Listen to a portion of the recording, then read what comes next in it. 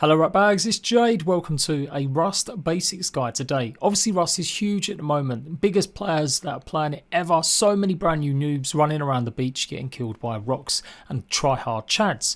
But do you even know what some of them expressions really mean? Where do they come from? Well, we're maybe not covering all that today, but I do want to go through the basics. Maybe you're a console player, you're looking forward to Rust releasing on Xbox and PlayStation in the very near future, then this video will hopefully get you prepared if you really haven't delved too much into what Rust is. So not a straight up tutorial on how to get started, more an overview of what to expect with servers, map sizes, what kind of features the maps have, and generally what the core gameplay is of Rust. So do like the video if you find it useful. Make sure you got me locked on for all the best in Rust news for Xbox and PlayStation, and come join my Rust server by joining Discord and asking in there. Let's go, the basics of Rust 2021. So of course Rust is a PvP game. In fact, an online PvP game. There is no single player. If you want to play on your own server in private, you will have to rent one out or host one on your PC. You should surely know that by now. What you can expect when you're jumping onto a server is a big choice. The official servers are hosted by Facepunch themselves, and they range in size from 150 players upwards to 400. The game can support 500 players, and you will find some of these on the community or modded servers. Official servers are generally all procedural. You may find a couple called Happy's Island, and these are part of a range of maps that used to be the official servers. If you still want to try some of the more fixed maps, you can go ahead and take a look at the modded or community servers. And with the servers being so filled during peak time, actually community or modded might be the best way to go, as official will always mostly be filled up come 6 PM in the evening. You can find a range of different servers on the community section. Some of these will be PvE, some of them will be special areas that are PvP. They'll have lots more variables. Now it's going to take a while to go through every different one, and they're hosted by a range of different people. Content creators, big fans, or just big clans. Many of these types of servers are boosted, so you'll gather lots more items quicker and you'll be able to get loot a lot easier. Modded servers, exactly that. They're add-ons that people have made, either adding NPCs, different ways to farm, satchels for your bags, all sorts of different ways to play the game. Very, very heavily focused on PC mods. It remains to be seen whether or not they'll be added for the Xbox or the PlayStation. This is also where you'll find Battle Royale style servers more, and various different game modes.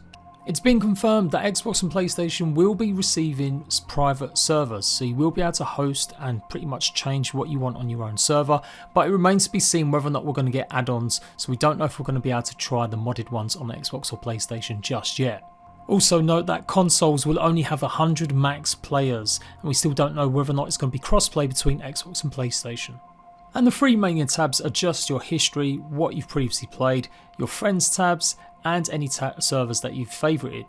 The other tabs are to do with your inventory and your cosmetics. You can buy cosmetics straight from the Facepunch website, and they'll be listed and are tied to your account, and they often put a selection up on sale tied in with whatever event is going on at that time of year. If you ever get a double of a cosmetic skin because you've bought a mystery box or bag, then you can go ahead and trade that in for resources, and these resources can be turned back into mystery bags so that hopefully you can keep gaining brand new skins. These skins offer no competitive edge, they're all cosmetic only, and they are coming to Xbox and PlayStation, as it's been confirmed the store is there. It's not confirmed yet whether or not the workshop will be appearing on Xbox or PlayStation, but effectively it gives you the chance to design your own skin and sell it if it gets approved by Facepunch. Right, let's get into the game. Now I've chosen my little private server I've got running, and I'm going to be using creative mode just to go through some basics and zoom over to certain locations. Rust is a survival game. Obviously you've got food and water. It's not as big or as important as it used to be. They've pretty much tailored it now so that it's still there, but it's not as hardcore as maybe games like Ark or Conan Exiles. You certainly won't be worrying as much as, particularly compared to something like DayZ, about whether or not you need enough food and water. The bars are pretty huge. Once you fill them up, it takes a good amount of time for them to go down, and when you eat, it actually increases your health. There's four major biomes. You've got the savanna, you've got snow, you've got wooded, and then you've got desert. You do have to worry about temperature though as well, and that can hinder you. If you're in a snowy area, you're going to get cold, and that can effectively start reducing your health Likewise, if you're too hot, that can cause problems too. The procedural map I'm on at the moment, you can see there's various different items or places. We've got a giant excavator pit, we've got a outpost here, and you can see there's all sorts of vendors or unique dispensers. These will all sell different items, so if you've got enough of the currency, which is normally scrap, you could choose to go and buy something on the fly if you're nearby. Specific places like the bandit camp are a PvE zone. You won't be able to be killed inside that area, and so it's a good place to go if you just want to see what's on offer, as well as buy things like helicopters, but we'll come to that in a second. Just like every survival game, Rust relies a lot on you actually going out there and crafting and foraging for resources, pretty much mining and gathering. There are 3 main nodes that you need to be on the lookout for in Rust. One of them is sulfur, the other one is metal ore, and the other one is stone. They're quite differently shaped than other boulders, and you can find sometimes loose ones that you can just pick up without having to use a tool on them. The better the tool, the more yield you'll get, and if you hit it on certain hotspots on it, you'll get even more resources out of it. I will be covering this a little bit more in depth in another video. You then also have wood from trees, and that is pretty much the basics. It's not overly complicated like some survival games. As long as you're always mining big amounts of these, you'll be able to build up your base pretty easily. Now there is wildlife in Rust: wolves, boars, bears and deer. These can all be quite dangerous. Even a chicken will attack you if you attack it. You'll need to kill these creatures if you want to get fat and hide. But that's Rust in a nutshell, going around to points of interest, gathering up stuff you find in metal containers or inside buildings, and gathering natural resources to build up your base. When you come across a point of interest like this, it'll often provide you with lots of food, and certain areas are going to be harder to explore than others, with NPC enemies as well as things like tanks that can take you out, where you try and get extra loot. To explore harder areas, you're going to need to get yourself keycards. There's 3 different varieties, green, blue and red, and they'll open different doors in different areas. These are often used at places called monuments. Now these monuments vary in different size, shape and difficulty, but often you'll come across a security network or electricity wire where you have to pretty much activate buttons and then use the keycard to open up doors. Sometimes you have to put in your own fuse, other times you just simply have to flip some switches. This is pretty much the PvE content that you'll be doing over and over again to get yourself better loot, all the while avoiding players and some of the harder NPC enemies. Some of these monuments or areas only have wildlife to worry about, others will have some of them NPCs that I was talking about. We're in the harbour here and there isn't really much going on. You're not going to find a big huge bundle of crazy loot here. We're at the airport right now and you can see there is a great big helicopter. This has enemies on it that will shoot at you if you're wearing high-end gear. You can take down this helicopter and hopefully get yourself some loot from it. And if you go to somewhere called the launch site, you'll often find a tank called the Bradley. This is also going to be shooting at you the minute it gets within range, and this is something else that you can try and blow up to get extra loot. Now this is easier said than done, especially when you're in creative mode. This may take a lot of C4 or different explosions just to do this.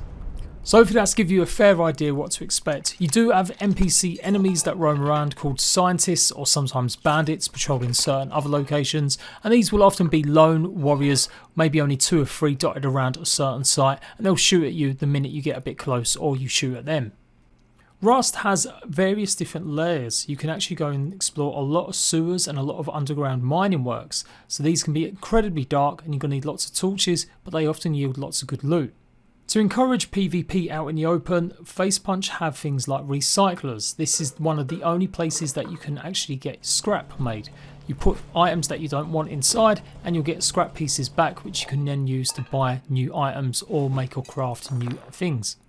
But be warned, whenever you're doing this, you're open to attack from other players. Now you'll find lots of them recyclers in all sorts of places, little shops, little gas stations, as well as these bigger monuments. You generally always spawn in or near around the coastlines, and near the coast you'll often come across these types of monuments that are pretty deserted with low loot but maybe a recycler, like the dome or the famous lighthouse. When you spawn, obviously you have lost all your items if you've been killed, and you have to go back and collect them all in a bag that's been left there if no one else has managed to take it. You can respawn on beds and bags once you've put them down or you've got a base going. But otherwise, in your first few days, you're going to be seeing these types of monuments a lot. Now, procedure generated means that these monuments are often going to be separated in different locations for each server that you play on, and obviously the ones with the best loot are always going to be the same monuments with the best loot. They don't mix up the loot tables of where stuff spawns. So this is the bandit camp, recently put in the last few months. This is where you can now get yourself helicopters as well as a variety of different items. This is not a war zone. You will not be able to hold your gun even in your hands. You're given a 3-second warning and then you're shot. There's lots of NPC enemy bots here as well, but it is a good place to come if you just want a respite or hash it out with another clan. You'll find plenty of traders, and you can also hover on them and see what kind of loot they still have, and it does refresh over time. Nearly everything is used or bought for with scrap, and scrap is often what you find in barrels as well as surplus from making or breaking down items. If you're watching certain older videos, you may come across lots of people running around in helicopters just found on the roadside. This was changed so that the only place you can really get them now is at one of these outposts.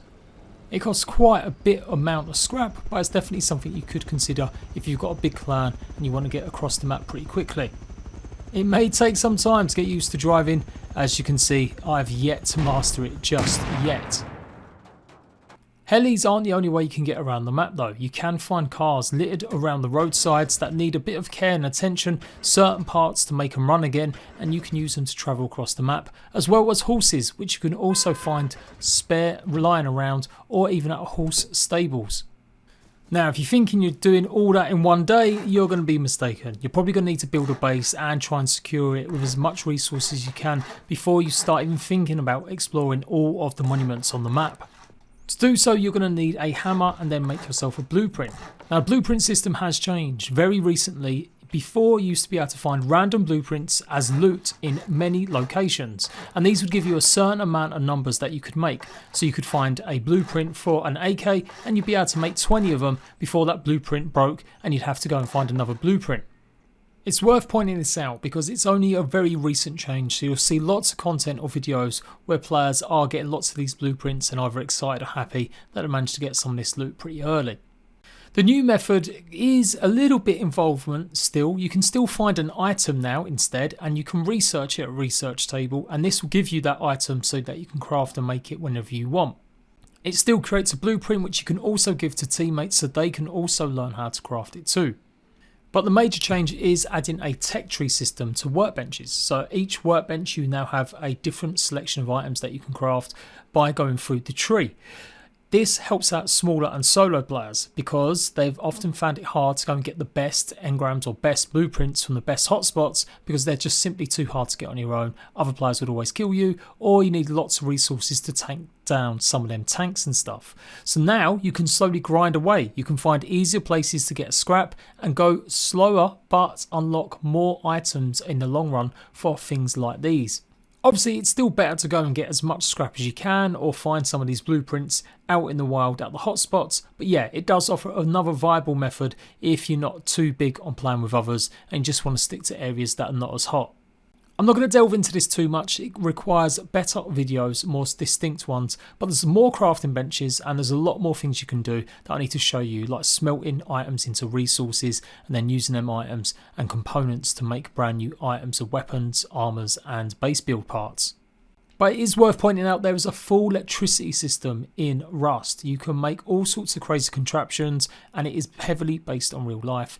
Things like splitters and all sorts of AND gates, ON gates, etc. It's all in there and available, so people can make really complicated trap bases, etc. When it comes to building your bases, the very first stuff you'll build out of will be wood, and it's often twig. Now twig is pretty easy to destroy. You quickly need to upgrade to either wood or stone or even metal, and that's pretty much the top tier that you can make your base out of and makes it a bit harder for people to blow up and gain access to. Remember, Rust is fully PvP. You will find some PvE servers and maybe some special modded community ones that have only zones or set times, but the majority of Rust that you'll play, players can break into your base at any time if they've got the right tools or explosives. So normally you have to craft a hammer and then you can go around using the wheel and just upgrade it to various different materials. A major part of Rust is the TC or tool cupboard. This pretty much stops players being able to just take your stuff simply because your base is decayed. As long as you've got these materials inside, it will give you an amount of time that your base is safe from anyone just unlocking the door, coming in and grabbing your stuff. Effectively, this is how the game stops players from going away on holiday for 3 weeks and coming back and their base is still there. You need to put the time in and you can't just leave your base on the server indefinitely. TC also gives building privileges, so you often have TC dotted in and around your base to stop other players from building too close to you or griefing you. There is a possibility that you can build your base, someone gains access to TC, or if you haven't put enough TC lockers of your own around, players can build within your area. TC is also how you give access to anyone that's joining your team. Players can join your team, but they won't have access to your base unless they've got access to your tool cupboard. Any traps like shotguns or turrets will automatically detect and shoot anyone, even if they're in your team, if they don't have tool cupboard access. So finding ways to defend yourself with certain airlocks, making honeycombs, or just finding unique trap systems are going to be the way that you go forward in Rust. I'm not there yet, but I will be by the time it launches on console. I'm going to have some guides for you showing you how to best defend your base. And that is pretty much it for the very basics of Rust. It's all about PvP, taking items from other players out in the open, going collecting resources and high yield, high loot items from the monuments, and then being able to craft and make your own equipment, your own items when you've got enough resources so you can go out and rinse and repeat. Using vehicles can help you along the way, and obviously gaining access to more better loot so you can make traps and build bigger and better bases is also going to help you.